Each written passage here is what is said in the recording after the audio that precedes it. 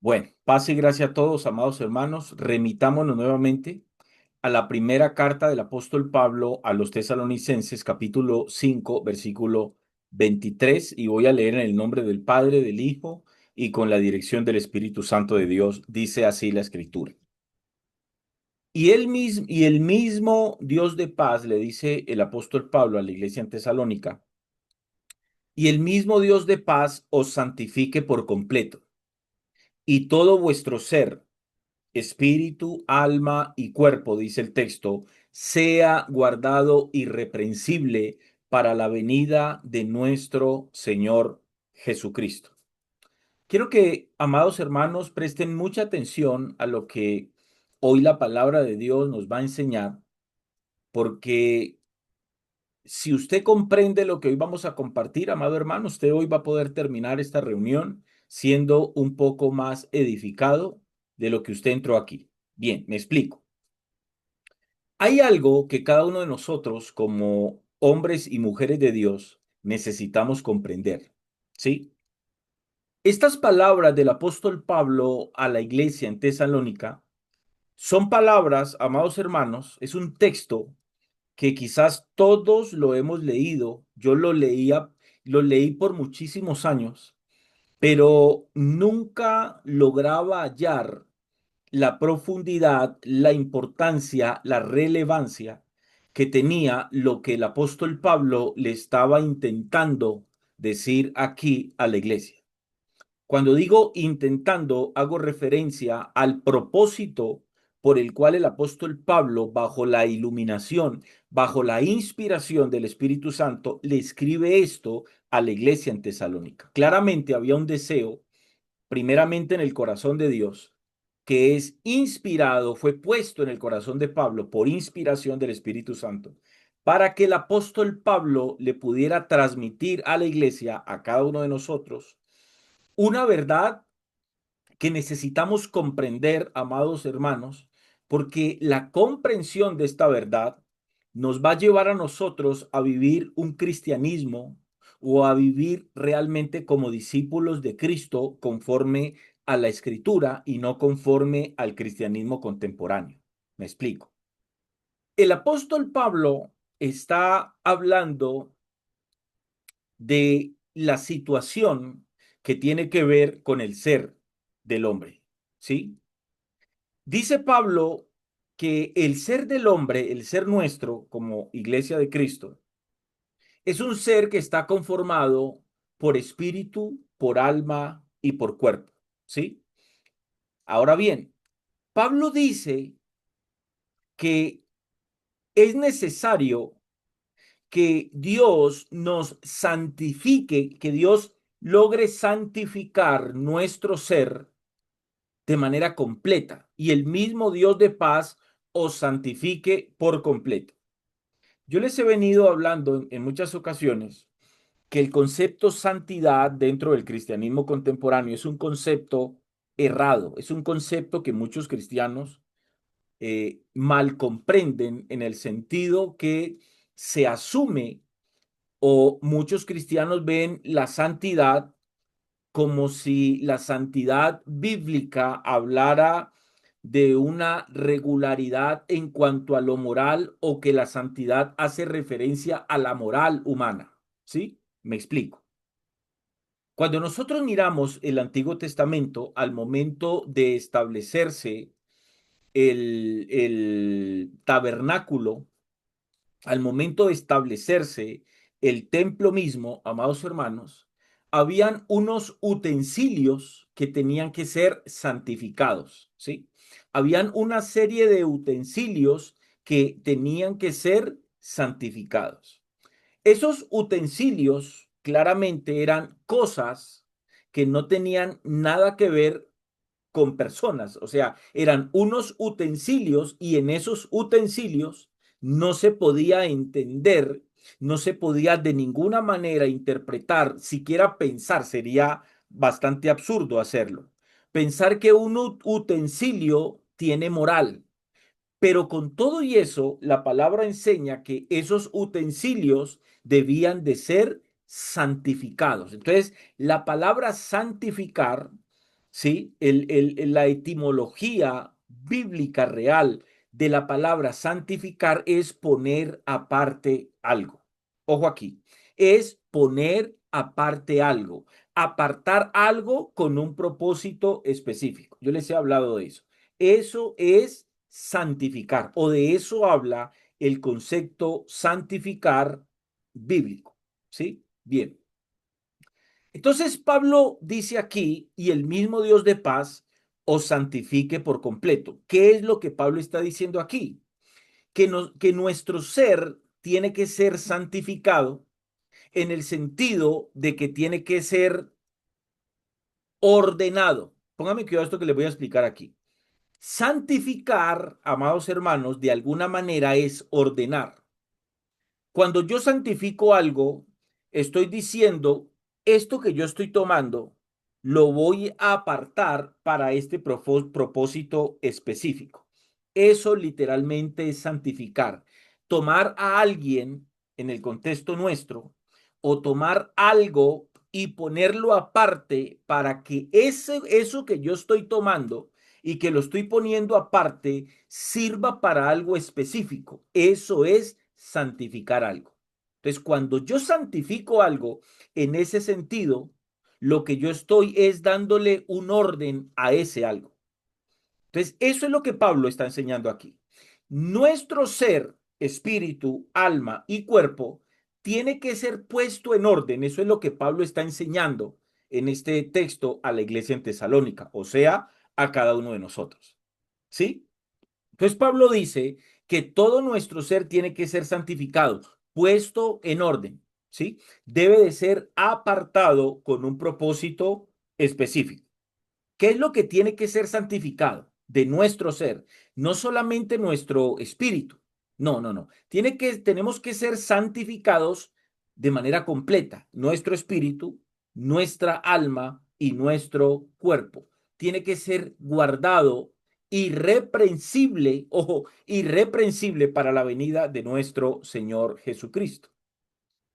Eso indica, vuelvo y repito, que nuestro ser tiene que ser puesto en orden. Si nuestro ser no es santificado, nuestro ser no va a estar en el orden que requiere cada hombre y cada mujer tener. Cada hombre y cada mujer que está en Cristo requiere tener un orden para poder mantenernos siendo irreprensibles, como dice el apóstol Pablo, para la venida de nuestro Señor Jesucristo. ¿Por qué nuestro ser tiene que ser santificado? Porque el pecado, amados hermanos, produjo en el hombre un problema.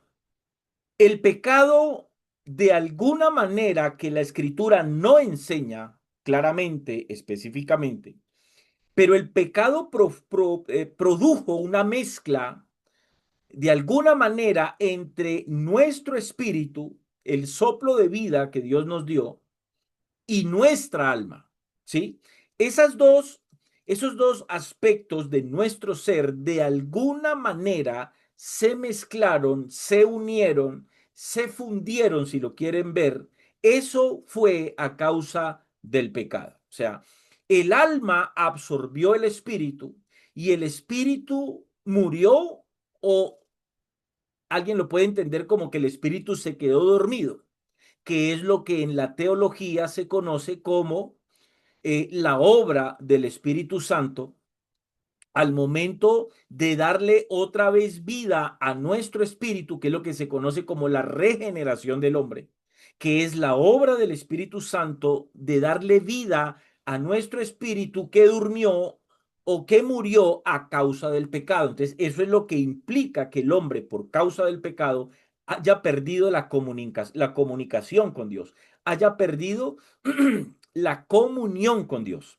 ¿Ok? Entonces, el pecado tergiversó, dañó el diseño original con el cual Dios había creado al hombre. Alguna vez yo les expresé que la perfección del hombre en el huerto del Edén no radicaba simplemente en que el hombre en el huerto del Edén, perdón, bajo esa circunstancia, bajo ese contexto de santidad en el cual el hombre estaba en ese momento, la, la, la perfección del hombre no radicaba en que el hombre en ese contexto era eterno, no envejecía y no se enfermaba. No.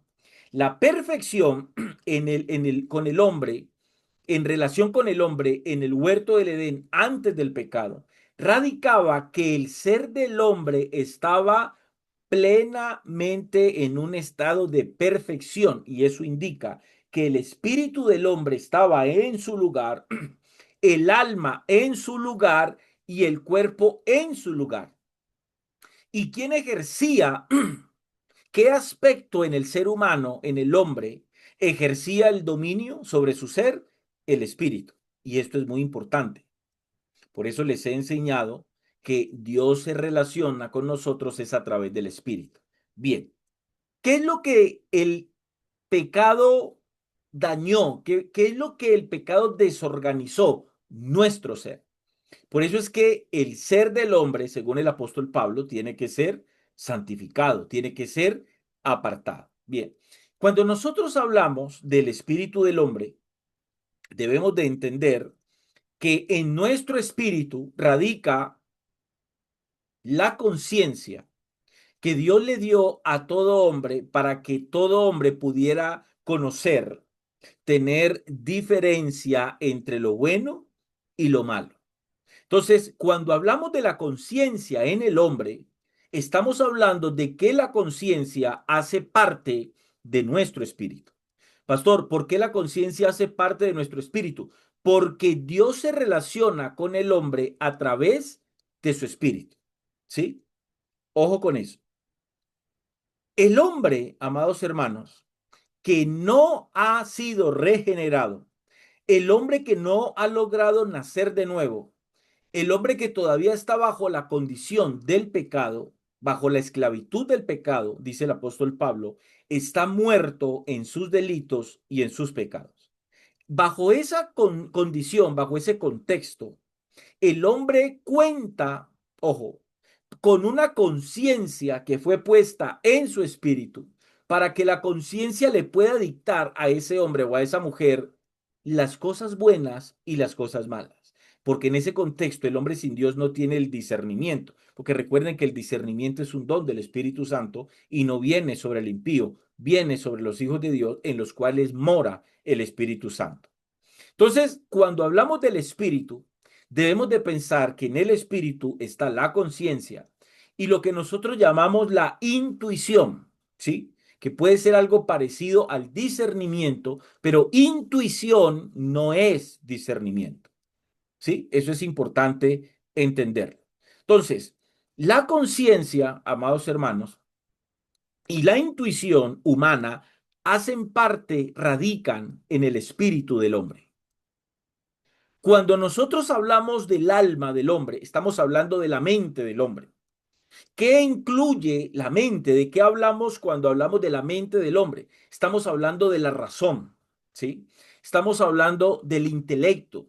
La razón es la capacidad que Dios puso en el hombre para pensar, ¿sí? Estamos hablando del intelecto, de la inteligencia, de la capacidad que el ser humano tiene de aprender cosas. Y estamos hablando de pensamiento. Entonces, cuando hablamos del alma, estamos hablando de la mente del hombre, porque nosotros somos un alma viviente que está metida en un cuerpo. Entonces, cuando hablamos de alma, estamos hablando de mente y de corazón. ¿Qué encierra la mente? Tres cosas: la razón, el intelecto y el pensamiento. Ahora hablemos del corazón. El alma del hombre está constituida por mente y corazón. En la mente, vuelvo y repito, radican estas tres cosas: razón, intelecto y pensamiento. Y en el corazón radican otras. En el corazón del hombre están las emociones, en el corazón está la voluntad del hombre y en el corazón funciona lo que nosotros entendemos como el libre albedrío, la capacidad que Dios puso en el hombre de tomar decisiones y de tener voluntad. Ahora vamos con el cuerpo. Cuando nosotros hablamos del cuerpo, nuestro ser como un cuerpo, estamos hablando de la parte física de nuestro ser, ¿sí? de este estuche de carne y hueso por el cual corre sangre y que todos vemos cuando nos paramos enfrente de un espejo. Entonces, ¿qué implica el cuerpo? En el cuerpo están los cinco sentidos: oído, vista, olfato, gusto y tacto. Hacen parte del cuerpo físico del hombre. ¿Por qué es importante entender estas tres cosas? Porque Pablo dijo en ese texto que todo nuestro ser, espíritu, alma y cuerpo, tienen que ser santificados. Entonces, lo explico en otras palabras para que lo entiendan mejor todavía, si alguien de pronto no ha logrado entender. Lo que Pablo está diciendo allí en ese texto es: nuestra conciencia, nuestra intuición, nuestra mente, nuestro corazón y todos nuestros sentidos tienen que ser santificados con el propósito de que nosotros nos podamos guardar como hombres y mujeres irreprensibles para la venida de nuestro Señor Jesucristo. Entonces, de lo que el apóstol Pablo está hablando allí es de la necesidad de que cada cosa vuelva a su lugar original, ¿sí? El espíritu se tiene que despegar del alma, que es lo que nos enseña el escritor a los hebreos cuando habla de que la palabra de Dios es viva y eficaz y más cortante que una espada de dos filos, que penetra hasta partir, dice la versión Reina Valera 1960, hasta partir el alma del espíritu, pero hay otras versiones que dicen hasta separar el alma del espíritu. ¿Por qué se tiene que separar el alma del espíritu? Ya van a entender por qué se tiene que separar el alma del espíritu. Nosotros hacemos parte, amados hermanos, de una generación que ha cometido muchísimos errores como Iglesia de Cristo. Yo estoy plenamente convencido que todos los que están en esta plataforma y los que están conectados aquí por TikTok, todos nosotros como discípulos de Cristo, como cristianos, como Iglesia de Cristo, como miembros del cuerpo de Cristo, todos hacemos parte de una generación que ha cometido muchos errores como Iglesia de Cristo. Algunos lamentablemente siguen cometiendo esos errores que todos hemos cometido, ¿sí? Porque cuando hablo de errores que todos hemos cometido, estoy haciendo referencia a que todos nosotros un día abrazamos las malas doctrinas y las malas prácticas que el movimiento pentecostal y carismático, ¿sí?, dejó como un legado y que todavía sigue y que existe hasta el día de hoy. El movimiento pentecostal y el movimiento carismático le ha hecho muchísimo daño a la iglesia de Cristo, ¿sí? Y cuando hablo de iglesia de Cristo no estoy hablando de denominaciones, estoy hablando del cuerpo de Cristo, de la verdadera iglesia de Cristo. Entonces, todos nosotros, de alguna manera, en algún tiempo, cometimos errores como iglesia de Cristo porque abrazamos como verdad doctrinas que no tienen fundamento bíblico, fundamento escritural, y practicamos cosas que no tienen absolutamente nada que ver con lo establecido por el Señor en su palabra concerniente a la iglesia. Desde el huerto del Edén, amados hermanos, Satanás ha pretendido engañar a los hijos de Dios con un asunto, ojo aquí, que es poco detectado en el día de hoy. Vuelvo y repito eso. Desde el huerto del Edén, amados hermanos, Satanás ha pretendido engañar a los hijos de Dios con un asunto que es muy poco detectado el día de hoy. Quiero que me acompañen al libro de Génesis. Vamos allí. Vamos a leer un texto que todos ustedes han leído.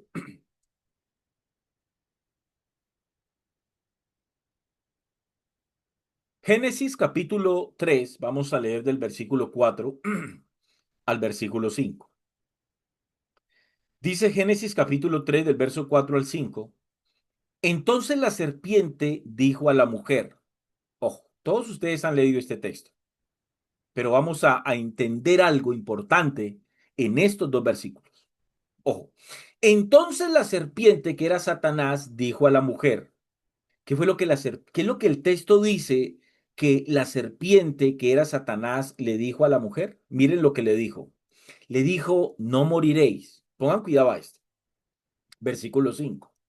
Sino que sabe Dios que el día que comáis de él, del árbol que Dios le había dicho a ellos que no comieran, sino que sabe Dios que el día que comáis de él, serán abiertos, dice el texto, vuestros ojos y seréis como Dios. Ojo, y seréis como Dios. Esa, esas palabras, amados hermanos, y seréis como Dios, claramente marcaron un antes y un después en Eva y en Adán. Y seréis como Dios. ¿Qué produjo esas palabras? ¿Qué produjo esas palabras en el corazón de Eva? Y seréis como Dios, sabiendo el bien y el mal. ¿Qué fue lo que Satanás hizo allí? Ha hecho, está haciendo y seguirá haciendo. Satanás apuntó, apunta y siempre apuntará a la mente del hombre. En este contexto, Satanás apunta a la mente de Eva para mover algo en Eva. Presten atención a esto que les voy a explicar aquí. Ustedes tienen que entender lo que produjo en el corazón de Eva esas palabras de la serpiente. Y seréis como Dios sabiendo el bien y el mal. Yo sé que usted ha leído este texto muchas veces, pero quiero que medite en esto. Quiero que hoy medite en lo que estás leyendo. Y seréis como Dios, sabiendo el bien y el mal. ¿Qué fue lo que Satanás hizo allí? Satanás apunta a la mente de Eva para lograr mover en ella algo. ¿Qué fue lo que Satanás movió con estas palabras?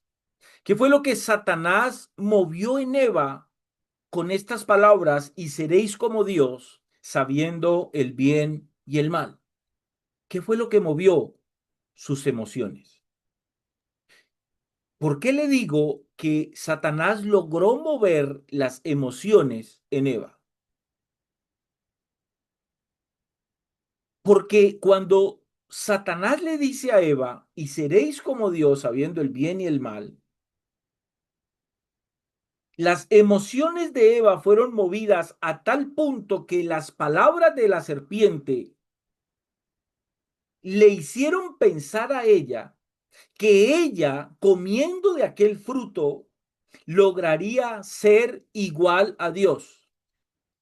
Esas palabras, esa promesa, esa noticia, esa revelación, si lo quiere ver así, que la serpiente le entrega con su astucia a Eva, lograron mover las emociones y eso fue lo que a la larga hizo que Eva terminara accediendo a la tentación. Si Eva quiso ser como Dios, sabiendo el bien y el mal, y claramente la escritura nos enseña que ella cayó en esa tentación y luego llevó al hombre a caer en la misma tentación que ella cayó, implica que si Eva cayó en esa tentación, es porque a ella le sonó, se emocionó de que al comer de aquel árbol, ella, tanto ella como Adán, iban a ser como Dios sabiendo el bien y el mal. Miren, amados hermanos. Yo estoy seguro que nosotros no logramos ni siquiera imaginar cuánto daño Satanás le ha hecho a la iglesia del Señor a través de las emociones. Ojo, a través de las emociones. A través de lo que hoy se conoce en la teología contemporánea como el misticismo cristiano, ¿sí? Que es un concepto tergiversado. Porque cuando se habla de mística, se habla de entablar, de desarrollar una relación entre Dios y el hombre. Pero dentro del cristianismo contemporáneo se ha tergiversado o se ha mal comprendido la mística y la espiritualidad. Y muchos cristianos hoy entienden y comprenden la mística como espiritualidad y son dos cosas completamente distintas. ¿Sí? Son dos cosas completamente distintas, amados hermanos. La mente del hombre, ojo, Es una parte, amados hermanos, de su ser que fue creado a imagen de Dios. Todo lo que nosotros somos, en cada aspecto de nuestro ser está la imagen de Dios. ¿Sí? Entonces, cuando Satanás ataca la mente del hombre, está atacando a Dios mismo. ¿Por qué? ¿Por qué Satanás ataca la mente del hombre? Porque Satanás sabe que en la mente del hombre radica el poder que hace que el hombre genere un carácter de vida, que el hombre genere vida. ¿Por qué? Porque así como el hombre piensa, dice el libro de los Proverbios, así mismo el hombre es. Nosotros somos lo que nosotros pensamos. Vivimos nuestro diario, actuamos todos los días en base a lo que pensamos. Ese es el hombre. Y no estoy haciendo referencia aquí a nosotros como cristianos, no. Todo ser humano actúa, vive, se comporta conforme a lo que hay en su mente, conforme a lo que el hombre piensa. Entonces, mientras que la mente se aferre a la verdad de Dios, Satanás no va a poder ganar esa lucha, amado hermano. Pero una vez que la mente del hombre, una vez que la mente duda de la palabra de Dios, que fue lo que le sucedió a Eva en este contexto, cuando hay una duda en cuanto a la palabra de Dios, entonces siempre habrá campo para que se introduzcan las mentiras de Satanás. ¿Sí? Y entonces aquí es donde nosotros tenemos que tener una claridad como cristianos o como discípulos de Cristo. ¿A qué me refiero? Aquí es donde nosotros tenemos que entender, desarrollar una conciencia clara y de saber y de decidir si nosotros vamos a vivir por emociones o vamos a vivir por fe. Me explico.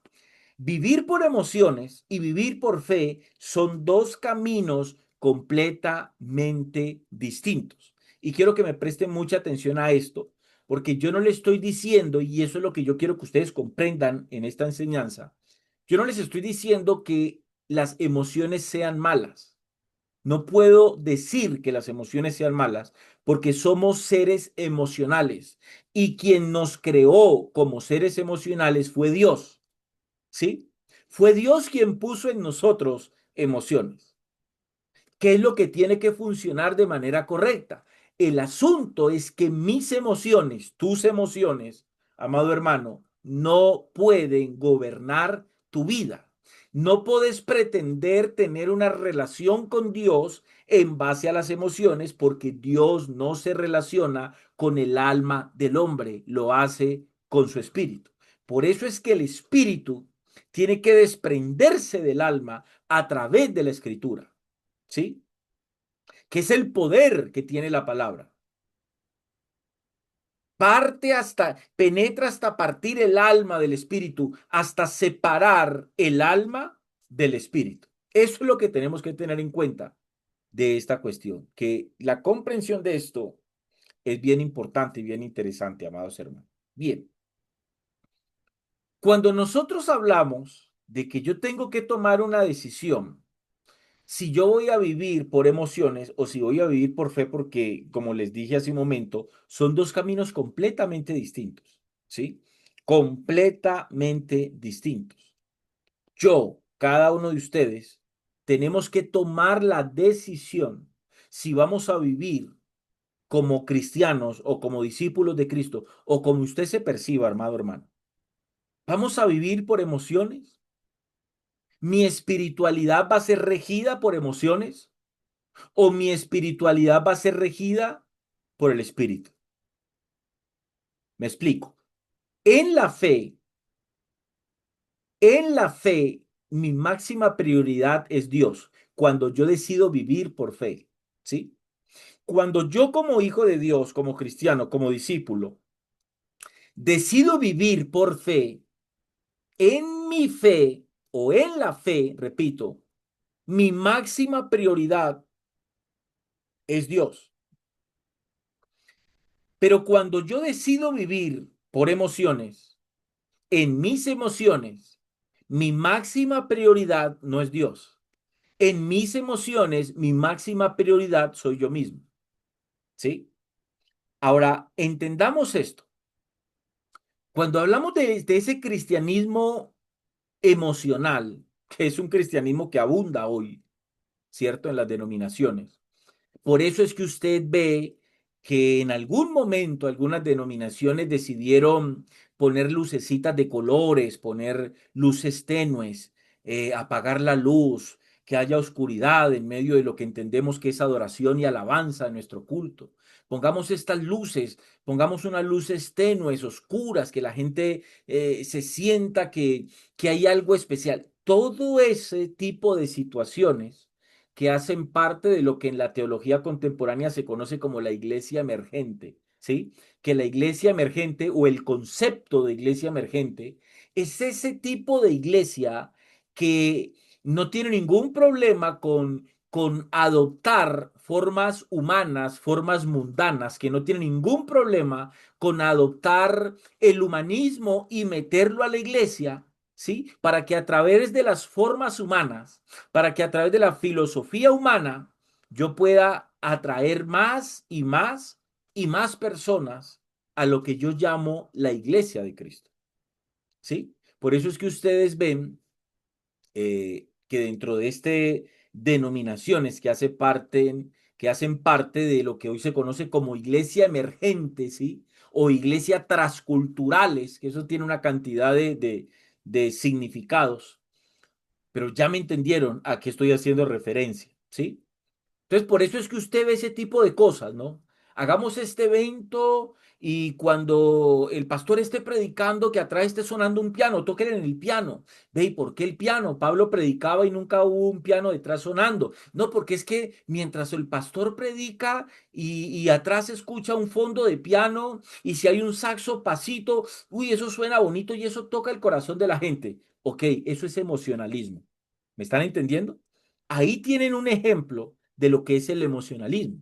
Ni Pablo, ni Pedro, ni ninguno de los apóstoles que predicó, cuando predicaban, no buscaban, no decían, ve, ¿quién toca por aquí piano? ¿Quién toca? Es que necesitamos alguien que toque piano que Pablo va a predicar. O alguien que toque piano que Silas va a compartir un mensaje, o es que Pedro va a compartir un mensaje. No, no había necesidad de eso. ¿Sí? No, yo sé que usted sabe, perfectamente sabe que me está hablando.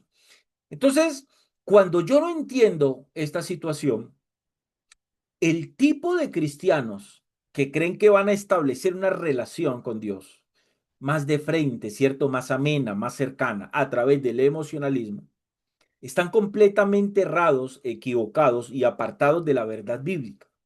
Me explico. El cristiano emocionalista es ese hermano que todos conocemos, ¿no? Y que de hecho tal vez de pronto alguno de nosotros fuimos ese tipo de hermano. O tal vez hay todavía algunos que todavía son ese tipo de hermano. Que cuando entran a la congregación ellos sienten un frío que los hace erizar, o sienten un calor, o están así con la manito levantada orando y sienten que un viento pasó y dicen, ay, por aquí pasó el Señor Jesús.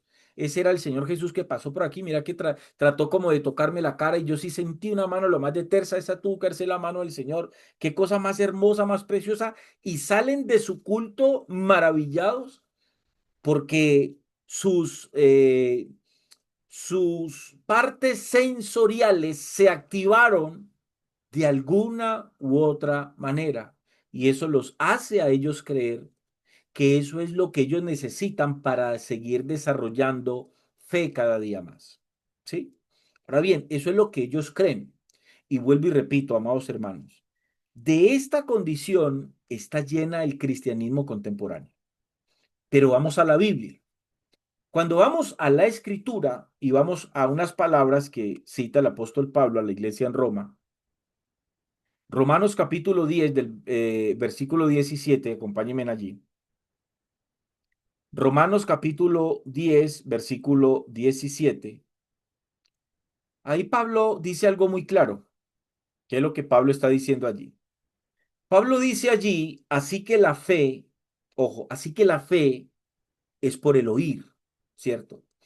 Y el oír, amado hermano, no tiene nada que ver con el alma del hombre. El oído es un sentido del cuerpo humano del hombre. No tiene nada que ver con el alma. Por favor, entiendan eso.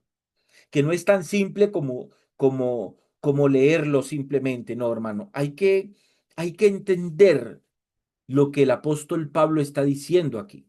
Pablo no dice que la fe viene, Pablo no está diciendo, hermanos, para producir fe en el impío, apaguen las luces y pongan luces de colores. Si ponen humo, excelente, y si el humo se sube, ustedes dicen que es el Chequiná que está visitando la congregación, y cuando la gente vea ese humo, esa nube, y ustedes les digan que es el Chequiná, pues la gente se va a poner a llorar, van a saltar, se van a tirar al piso, van a gritar, porque ellos van a creer que esa es la presencia del Señor. Entonces, uy, van a salir de ese lugar maravillados porque ahí estuvo la presencia del Señor. No, no. De esa forma, de esas formas, maneras humanas, no se produce la fe. Que esto es lo que necesitamos entender. Y vuelvo y le repito, amado hermano, esto puede sonar muy simple. Yo sé, y se lo digo porque en un momento de mi vida yo tomaba esto con simpleza. Para mí esto era simple. Así que la fe es por el oír por la palabra de Dios, Romanos 10:17, pero no es tan simple como leerlo. Hay que comprender el sentido, el sentido por el cual Pablo escribe esto. Y recuerden que Pablo lo escribe bajo inspiración del Espíritu de Dios. Así que la fe es por el oír. La fe no viene al hombre porque lo lleves a un encuentro, porque si le prendes velas en el encuentro, si haces que un hermano se disfrace de Jesús y se unte tinta roja para que aparente sangre y se ponga aquí en la cabeza una corona de espinas y se tire encima un trapo rojo y se ponga al frente de la gente. Entonces, cuando la gente abra los ojos y se encuentre con ese hermano que está disfrazado de Jesús, pues la gente se va a poner a llorar porque va a ver en ese hermano a Jesús. Eso no produce fe en absolutamente nadie. La fe, dice el apóstol Pablo, así que la fe es por el oír, y vuelvo y lo repito, el oír no tiene absolutamente nada que ver con el alma del hombre. El oído es un sentido del cuerpo humano del hombre. Entonces dice Pablo allí, así que la fe es por el oír. Ok, pónganme cuidado a esto que les voy a explicar aquí, porque quiero que ustedes entiendan qué es lo que Pablo está diciendo aquí. Pablo está diciendo aquí, está hablando de tres cosas. Pablo está diciendo en este texto tres cosas, ¿sí? Pablo está hablando de cómo viene la fe y dice que es por el oír. Pero entonces, si yo entiendo eso, va a surgir la pregunta, ok, si la fe viene por el oír, ¿cómo viene la capacidad de oír? Y a esa pregunta Pablo también dio respuesta a esa pregunta. Ahí es donde digo que Pablo habla de tres cosas. Así que la fe, una, es por el oír, dos, y el oír, dos. ¿Por qué viene el oír? Por la palabra de Dios. O sea, la capacidad del hombre para oír y luego poder producir, que se produzca fe, es por la palabra de Dios. No sé si me están entendiendo, no sé si me estoy explicando y ustedes me están comprendiendo lo que yo estoy intentando que ustedes entiendan. Así que la fe, dice Pablo, no viene por el alma. La fe no viene por el alma. Yo le puedo a usted asegurar sin temor a equivocarme, vive Jehová. Ojo, vive Jehová, delante de él estoy. Le puedo asegurar, amado hermano, sin temor a equivocarme, que toda fe que haya sido producida por una emoción no es fe real. Y lo he comprobado. Y se lo puedo asegurar. Toda fe que haya sido producida por emoción no es una fe real. Será un hombre o una mujer que permanezca y se mantenga en una mentira, puede permanecer en una mentira o tarde o temprano se va a desanimar de esa mentira en la cual estuvo por mucho tiempo. Se los aseguro. Una fe que haya nacido a través de una emoción no es fe real. Espero estén entendiendo. Así que la fe viene por el oír y el oír viene por escuchar la palabra de Dios. Viene a través de la palabra de Dios, que es lo que el cristianismo contemporáneo tiene que comprender a la hora de evangelizar, ¿sí? ¿Qué es lo que Pablo está diciendo allí? Que la palabra de Dios o en la palabra de Dios radica un poder que hace, amado hermano, que hace que el hombre produzca el deseo de oír. Y cuando el hombre escucha la palabra de Dios, puede desarrollar la fe suficiente para un arrepentimiento genuino. Entonces, redondeo esto. La fe no proviene de las emociones, sino solamente de la palabra de Dios. ¿Sí? Debido, amado hermano, a este concepto, la meta de las reuniones de los emocionalistas no es tanto aprender de la palabra de Dios, sino el aumentar las emociones con la predicación frenética, ¿no? Que ya usted sabe cuál es la predicación frenética y que sí, y que Espíritu Santo, y que Dios me dice, y que levanta tus manos, y que levanta tus manos ahora, Dios, que estoy viendo ángeles del cielo, ahora fue. O sea, la gente cuando no entiende qué es eso, que eso es una manipulación cognitiva, para el que no entiende esto, consciente o inconsciente. Entonces la gente cuando escucha a un predicador de estos dice, wow, qué unción. Y ni siquiera esa persona que dice, wow, qué unción, claramente no entiende qué es unción. ¿Sí? Ahí tenemos un grave problema. Entonces, vuelvo y lo repito.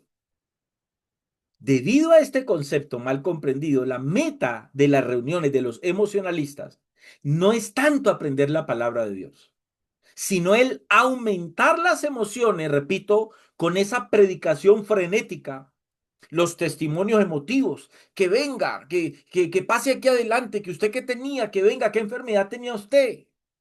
Y sí que yo tenía una enfermedad, ¿y qué pasó? No, pues ya el Señor me la sanó, ok, se acabó la campaña y el otro día el Señor siguió enferma, porque conozco esos casos. Entonces vienen los testimonios emotivos, como si yo desarrollo fe por el testimonio de otro, yo siempre lo he dicho, amado hermano. El testimonio de otra persona a mí no me sirve para yo desarrollar una fe real de Dios en mi vida. Las experiencias personales de otras personas con Dios a mí no me sirven para yo desarrollar una fe genuina. Repito, puede ser que alguien me diga, pastor, pero a mí sí me sirvió, perdóneme hermano, pero yo creo a lo que dice la escritura y creo a las palabras que el apóstol Pablo está escribiendo aquí, porque Pablo escribe esto, repito, bajo inspiración del Espíritu Santo. ¿Me está entendiendo? Entonces, ¿qué es lo que hace el emocionalismo? El emocionalismo termina destruyendo almas. ¿Por qué el emocionalismo, pastor, termina destruyendo almas? Almas, porque desvía completamente, amado hermano, al hombre de lo que produce la verdadera fe, basada solo en la palabra de Dios,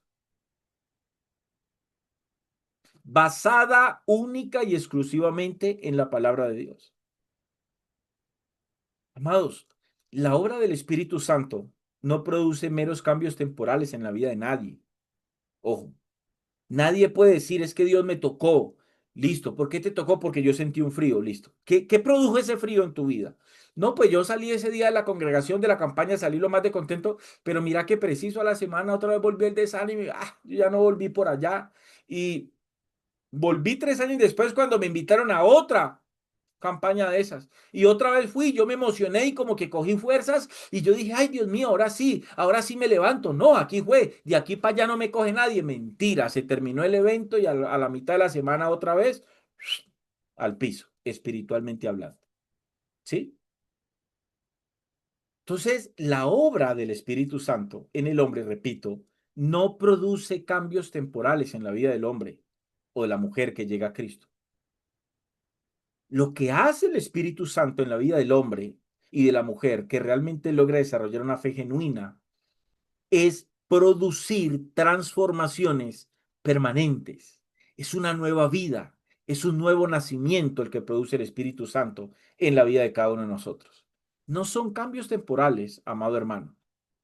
Y con esto no pretendo decir que no podemos tener emociones. Ojo aquí, ya voy a explicar esto. No estoy diciendo que yo no puedo tener emociones, amados hermanos. Lo que pasa es que si todo mi ser ha sido santificado, ¿sí? Por la palabra, quiere decir que ahora entonces mi ser está en orden nuevamente. Eso significa que mi ser está en un orden tan perfecto que ahora mi vida no está regida por mi alma. Porque ¿quién rige la vida del impío que no ha nacido de nuevo y que no ha sido regenerado por la obra del Espíritu Santo? ¿Quién rige la vida del impío? Sus almas. Su alma rige su vida. ¿Me están entendiendo lo que le estoy diciendo? Su alma. El impío es un ser almático que no tiene relación con Dios, que no tiene coinonía con Dios, que no tiene comunión con Dios.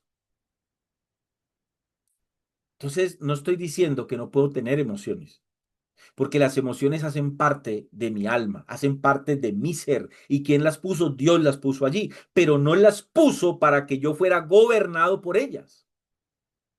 ¿Me están entendiendo? Mire, eh, hace unos días, 2, 3 días creo, aquí en Colombia, lamentablemente, uno de nuestros soldados del ejército colombiano se quitó la vida eh, por una muchacha. Por amor se quitó la vida. ¿Qué cree que estaba gobernando aquel muchacho? Joven, sus emociones. Repito, ¿quién rige al hombre impío? Y cuando hablo del hombre impío, estoy hablando del hombre sin Dios. Sus emociones. Ese es el hombre almático. Pablo hace referencia al hombre carnal y al hombre espiritual. Pablo dice que las cosas espirituales, el espiritual las entiende sin ningún problema, pero el carnal siempre va a tener problema con lo espiritual. Entonces, entiéndame, no estoy diciendo que haya un problema con las emociones. Lo que estoy diciendo es que mis emociones, al ser guiadas por mi espíritu y mi espíritu por el Espíritu de Dios, mis emociones tienen que producir algo, un fruto. Pero si mis emociones no son discernidas, guiadas por mi espíritu, entonces no va a haber ese fruto que tiene que haber si mi ser, repito, es santificado completo, como dice el apóstol Pablo. Si mi espíritu está en su lugar, si mi alma está en su lugar y mi cuerpo está en su lugar. Entonces, vuelvo y lo repito, con esto yo no estoy diciendo que no podemos tener emociones, porque somos seres emocionales. Pero en Dios el intelecto espiritual, que es el conocimiento de Dios, debe de gobernar las emociones y no al contrario. Mis emociones no pueden gobernar el intelecto espiritual. Es al contrario, amado hermano. Porque una cosa es tener o sentir emoción y otra es caer en el emocionalismo. ¿Sí? Entonces, la emoción en nuestras vidas debe de producir el fruto correcto. ¿Sí? El fruto correcto. Ya voy a llevarlos a los textos bíblicos. Lo voy a decir en otras palabras, amados hermanos. Las emociones que produce el Espíritu Santo en nosotros deben de dar frutos. Las emociones evocadas por la Escritura, amado hermano, están allí para un propósito. A menos que el fruto no se confirme, entonces estaríamos hablando o se trata de simplemente un emocionalismo o un estado de emocionalidad que se está confundiendo con espiritualidad. Y la emocionalidad no tiene nada que ver con espiritualidad, amados hermanos. Esto es lo que lamentablemente muchos cristianos no han logrado discernir, identificar todavía. Entonces vamos a mirar por la escritura. Vayan por favor al Evangelio según San Juan, capítulo 14, versículo 15. Resulta que la escritura nos enseña, amados hermanos, de manera clara, que la emoción que produce el verdadero amor termina en un fruto. ¿Y el fruto qué es? La obediencia a Dios. ¿Qué es el amor? El amor es una emoción, hace parte de una de nuestras emociones que radican en el alma nuestra, ¿sí? Juan 14:15 dice Jesús, si me amáis, guardad mis mandamientos, ¿cierto? Póngame pues cuidado a esto. Se lo voy a explicar si de pronto no ha logrado comprender, amado hermano. ¿Usted no se ha topado con hombres y mujeres que profesan ser cristianos evangélicos y que con una facilidad enorme dicen que aman a Dios? Pero cuando usted ve sus vidas, ellos no guardan los mandamientos ni viven conforme al propósito y menos conforme a la voluntad de Dios. Yo creo que todos conocemos ese tipo de cristianos, ¿cierto? Emocionalistas. ¿Por qué emocionalistas? Porque cuando van a lo que ellos llaman un culto, se llenan de emoción, lloran, ay Dios mío, ven Espíritu, ven. Le dicen al Espíritu que debería estar dentro de ellos, le dicen al Espíritu, ven como si el Espíritu estuviera fuera de ellos, ¿no? Y terminan llorando, proclamando una canción cuyo contenido de letra es completamente antibíblica, porque no tiene sentido que un miembro del cuerpo de Cristo se congregue con la iglesia y dentro de la congregación se pongan a cantar, ven Espíritu, ven, por Dios. Eso es uno de los tantísimos ejemplos de lo que es el emocionalismo. ¿Y a dónde ha llevado al cristianismo el emocionalismo? Y lloran, hermano, y moquean con ven, Espíritu, ven. Y el Espíritu de pronto adentro diciendo, mijo, pero yo estoy aquí adentro, viejo. ¿Cómo así que ven, Espíritu, ven si yo estoy aquí? Vos sos templo del Espíritu Santo. Vos sos templo del Espíritu Santo. Y cuando llegas a tu congregación, el Espíritu va en vos y va con vos a ese lugar donde se congrega la iglesia de Cristo. Y no penses que cuando llegas a tu congregación, el Espíritu Santo te sale de tu cuerpo a esperar a que vos lo llames para volver a meterte, para volver a meterte ahí, a meterse dentro de tu cuerpo. ¿Sí? ¿Me están entendiendo? Y entonces dice el ministro, levante las manos, que yo estoy viendo al Señor caminar por aquí. Y los hermanos abren los ojos y no ven nada, pero ellos lo cierran y dicen, ay, yo lo estoy viendo desde el Espíritu. Y se lo imaginan, se lo imaginan. El poder psicológico es tremendo. Entonces cierran los ojos y se imaginan así al Señor, un hombre hermoso, él, rubio, él, de rizos dorados, caminando así con una túnica blanca y con una tela aquí atravesada roja. Ay, tan hermoso. Y eso los pone a llorar, emocionalismo. Señor, te amo. Ya se están visualizando al Señor caminando y gritan, ay, Señor, te amo. Y usted los ve moquear de lo lindo. Y termina el culto y se van para la casa y siguen viviendo sus vidas sin ningún tipo de fruto espiritual. ¿Qué es eso, viejo? Eso es emocionalismo cristiano. Eso es lo que se entiende como un cristiano emocional. ¿Sí me están entendiendo?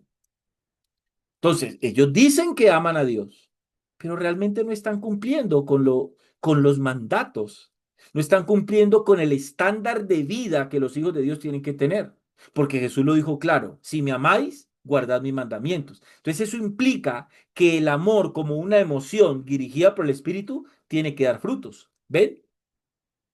¿Sí me están entendiendo? Entonces, una emoción bien enfocada tiene que dar frutos.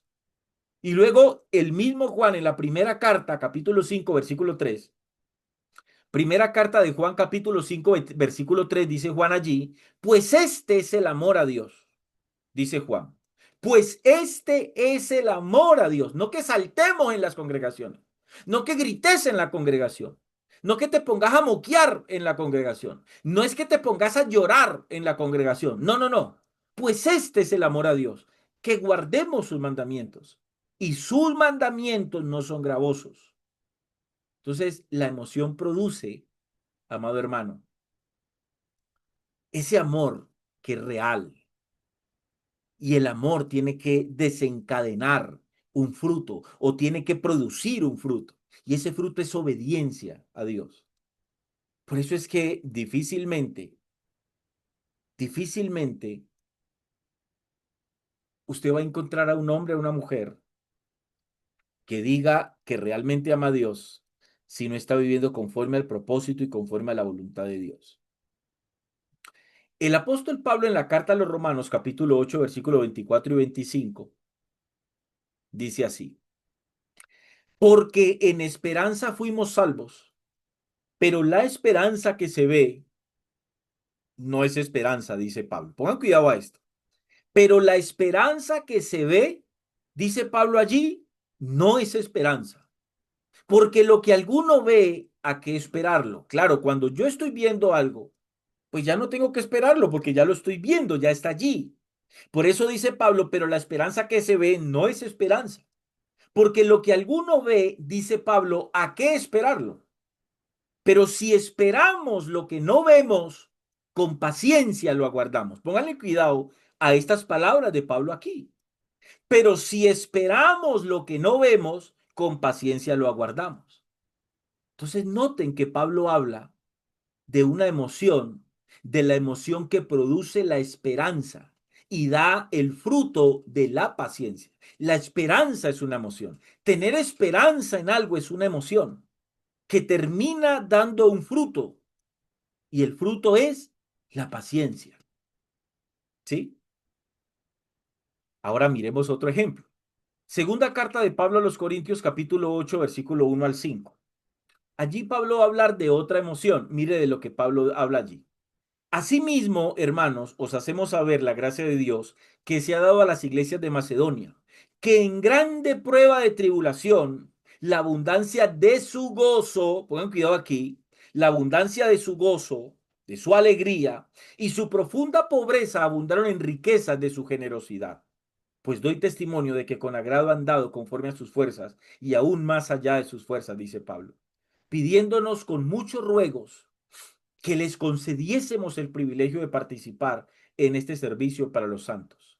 Y no como lo esperábamos, sino que asimismo se dieron primeramente al Señor y luego a nosotros por la voluntad de Dios. ¿De qué es que Pablo habla aquí? Pablo está hablando de la emoción, del gozo, de la alegría y dio un fruto y ese fruto fue sacrificio.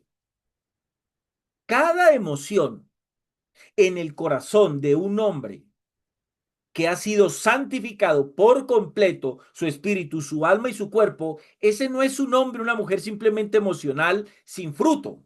No, cada emoción en ese contexto, amado hermano, de santificación de su ser completo, como dice Pablo en el texto a los tesalonicenses, produce esa realidad espiritual, sí o sí va a terminar produciendo un fruto. Y aquí en este contexto fue el sacrificio. La alegría, ese gozo, esa emoción, produjo en ellos la disponibilidad para hacer un sacrificio de ofrenda. Segunda carta a los Corintios, vamos a otro ejemplo. Segunda de Corintios 7:10 dice el apóstol Pablo allí, porque la tristeza que es según Dios, y este me gusta muchísimo. Pongan atención a esto. Segunda de Corintios 7:10. Dice Pablo allí, va a hablar de otra emoción, que es la tristeza. Porque la tristeza que es según Dios, o sea, la tristeza que viene de Dios, la tristeza que produce Dios en nuestro corazón por A, por B o por C, porque la tristeza que es según Dios produce arrepentimiento para salvación, de que no hay que arrepentirse, pero la tristeza que produce el mundo, esa no produce arrepentimiento, esa produce muerte. Y ahí tenemos como ejemplo a Judas. Judas se llenó de una tristeza del mundo que lo llevó a la muerte, no a un arrepentimiento. ¿Usted se ha topado con personas que profesan la fe en Cristo Jesús, hablando que se sienten tristes porque ellos saben que no están caminando bien con el Señor, pero siguen caminando igual? Yo creo que todos conocemos esos hermanitos, ¿cierto?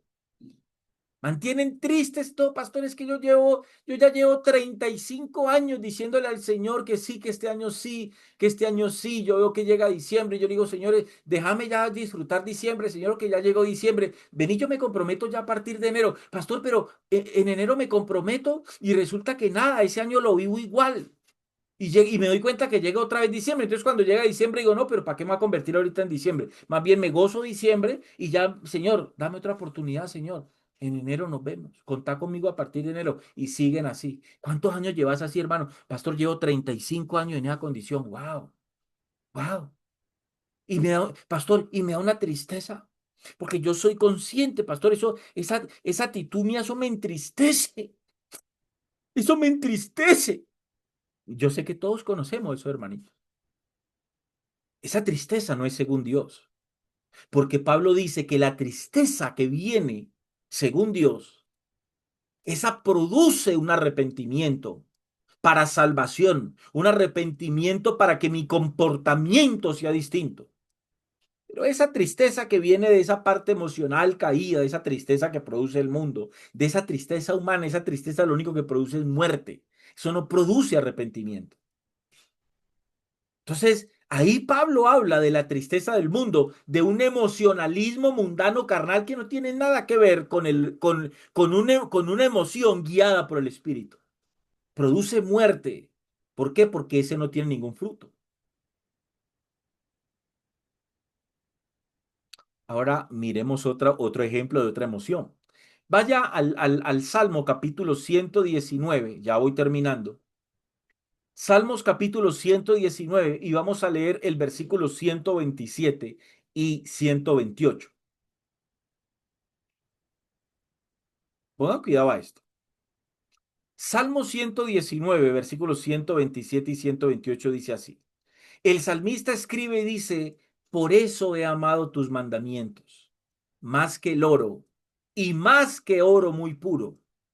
Por eso estimé rectos todos tus mandamientos sobre todas las cosas y aborrecí todo camino de mentira. ¿De qué está hablando el salmista? La emoción del odio, del aborrecimiento, da frutos. Cuando es una emoción guiada por el Espíritu, tiene que dar un fruto.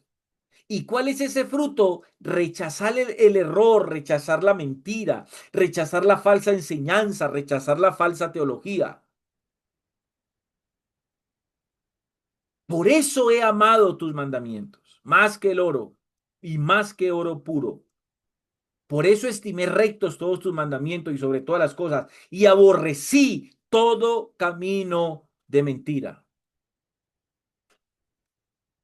Y quiero terminar con Proverbios capítulo 16, versículo 6. No, voy a leer un texto más y termino. Proverbios capítulo 16, verso 6. ¿De qué habla el proverbio allí?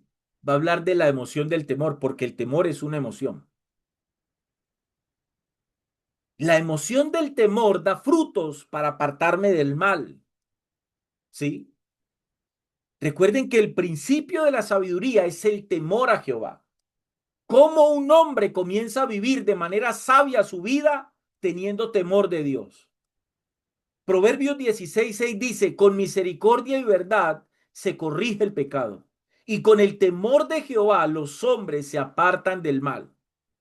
Entonces, no me vengas con que es que vos sentís temor de Dios, pastor, pero usted viera, pastor, usted viera el temor tan berriondo que yo siento por Dios. ¿Y qué está haciendo? No, pastor, es que me cuesta ir a la iglesia, a mí me cuesta convertirme, pero usted no sabe. Pastor, mire, no me juzgue que usted no sabe. Y sueltan la frase, ¿no? Pastor, nadie sabe lo de nadie. Nadie sabe lo de nadie, pastor. Usted no sabe el temor tan berriondo que yo tengo delante de Dios. Es un temor tremendo, un temor santo delante de Dios. ¿Y qué está haciendo con ese temor?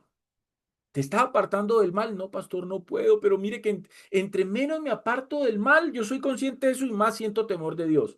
Eso es una emoción humana.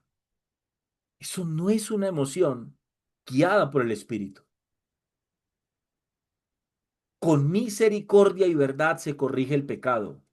Y con el temor de Jehová los hombres se apartan del mal. Mediten en esto, amados hermanos. Mediten en esto, por favor. Jonathan Edwards, uno de los principales predicadores del siglo XVIII, escribió lo siguiente. Imagínense una persona que por mucho tiempo ha tenido temor del infierno. Satanás llega y la engaña haciendo que piense que Dios ha perdonado sus pecados.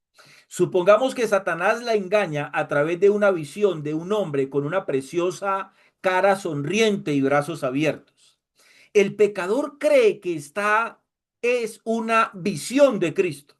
O tal vez el diablo lo confunde con una voz que dice hijo, que es cuando la gente dice, ay, yo escucho la voz de Dios, a mí Dios me habla. A mí Dios me habla, yo puede ser que no sea cristiano, yo puede ser que yo no vaya a ninguna iglesia, yo puede ser que no sea evangélico, pero yo he escuchado la voz de Dios, es una voz tersa, una voz lo más de hermosa. Yo he escuchado la voz de Dios, ¿no? Entonces dice Jonathan Edwards en esta parábola, en esta analogía. O puede ser que el diablo lo engañe con una voz que dice, hijo, hijito, tus pecados te son perdonados, la cual el pecador, dice Jonathan Edwards, piensa que es la voz de Dios.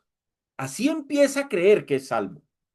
A pesar de carecer de un entendimiento espiritual del Evangelio, ¿qué variedad de emociones entrarían a la mente de este pecador?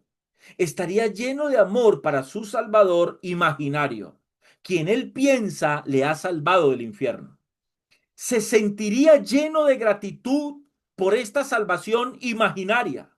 Se llenaría de gozo sobrecogedor. Sus emociones lo impulsarían a hablar a otros de su experiencia. Con facilidad se humillaría delante de su Dios imaginario. Se negaría a sí mismo y celosamente promocionaría su religión imaginaria mientras durara el fervor de sus emociones. Todas estas emociones religiosas pueden surgir juntas de esta manera. Sin embargo, la persona a quien nos hemos estado imaginando no es cristiana, no es discípulo de Cristo, nunca lo ha sido. Nunca ha sido un hombre y nunca ha sido una mujer que realmente se ha convertido. Sus emociones simplemente son el resultado del funcionamiento natural de su propia mente, no de la obra salvadora del Espíritu de Dios. El que dude que esto sea posible, entonces entiende muy poco lo que es la naturaleza humana. Wow. La naturaleza humana caída es bien compleja y les puedo asegurar que un día me engañó a mí y hoy tiene engañados a muchos. Y quiero que para terminar mediten en las palabras de Jeremías 17:9. Mediten en las palabras de Jeremías capítulo 17, versículo 9. Engañoso es el corazón más que todas las cosas y perverso. ¿Quién lo conocerá? Ojo, engañoso es el corazón.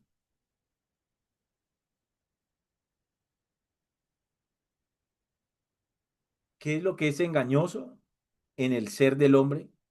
Su corazón. ¿De qué está hablando Jeremías? Sus emociones.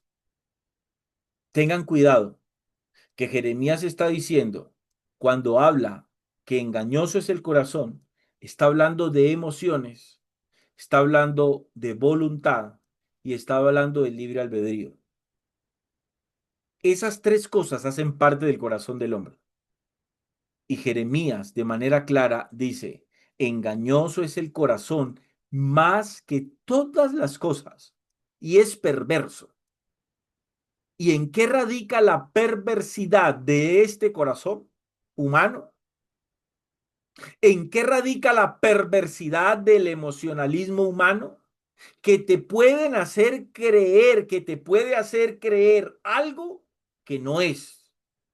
Te puede llevar a que te convenzas que es Dios quien te está hablando y quien te está tocando. Y que es que, pastor, es que usted no sabe que yo cuando he ido al culto y el pastor termina de predicar y se baja de la tarima y viene y él comienza a soplarme en la cara, yo siento que el Espíritu Santo me empuja y yo no me puedo quedar parado, pastor, yo me tengo que ir para atrás porque es el Espíritu Santo que me empuja. Y cuando yo caigo al piso, yo siento una voz que me dice, hijo, quieto, hijo, tranquilo, hijo, soy yo. Soy yo, hijo, soy el Espíritu Santo que te está llenando, te estoy ungiendo, hijo mío. Y el Espíritu me llena y ahí es cuando Él me unge y yo salgo ungido del culto. ¿Y cuando te pasa la unción? Cuando yo salgo del culto y llego a la casa, ya llego sin unción, ya. ¿Me están entendiendo? Ustedes tienen idea de lo engañados que tiene Satanás a muchas denominaciones autoproclamadas cristianas evangélicas en el mundo entero,